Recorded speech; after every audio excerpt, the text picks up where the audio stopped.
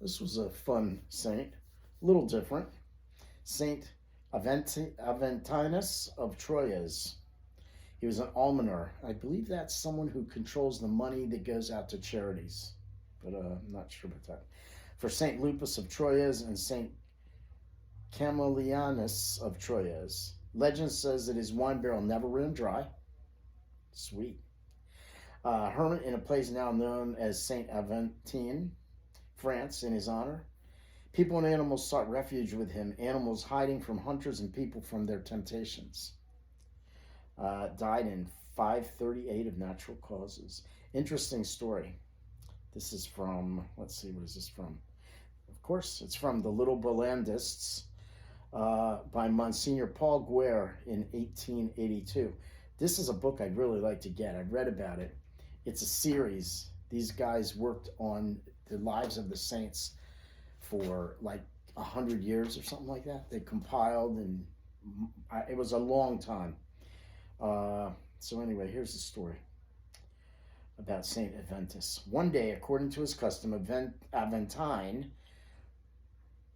quitted his cell and betook himself to a grove overlooking, this is written in 1882, written overlooking Vale of Aosta, that he might pray there quietly amidst its mysterious shade. On his knees, with uplifted eyes and glowing heart, he blessed God, with whom he inwardly adored. A very deep silence favored his recollection, and his happy soul seemed to be serene as paradise. Suddenly the silence was broken by the plaintive roar of a bear which was laboriously coming down the mountains. Aventine saw it, but was not alarmed. He knew that he who watched over Daniel in the den of lions would also watch over him. It was not the wild animal of the forest that were to shed his blood. This blood was reserved to gratify the rage of human prosecutors, far more savage than they.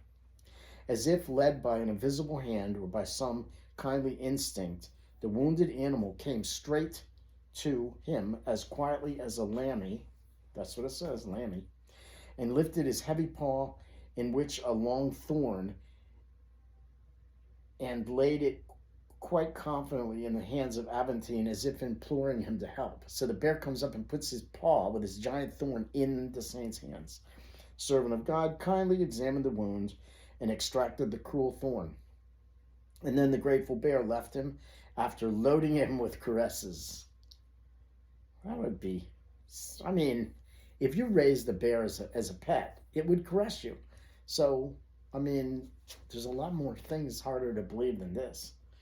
He pulls the thorn out of the bear and it covers him with kisses. Okay. This fact, which we have taken from the Chronicle, is not without a certain authority.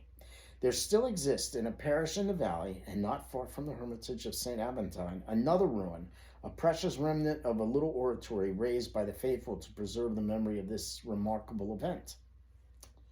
Tradition persistently reports that it is here that the saint met the bear. A wood carving on the reredos of the church of St. Aventine recalls this circumstance in the life of the saint, and the old woodwork showed a similar incident. A bear was seen standing before the saint, who was taking the thorn out of his paw with a pointed instrument. Again, from The Little Bollandists by Monsignor Paul Guerin, 1882.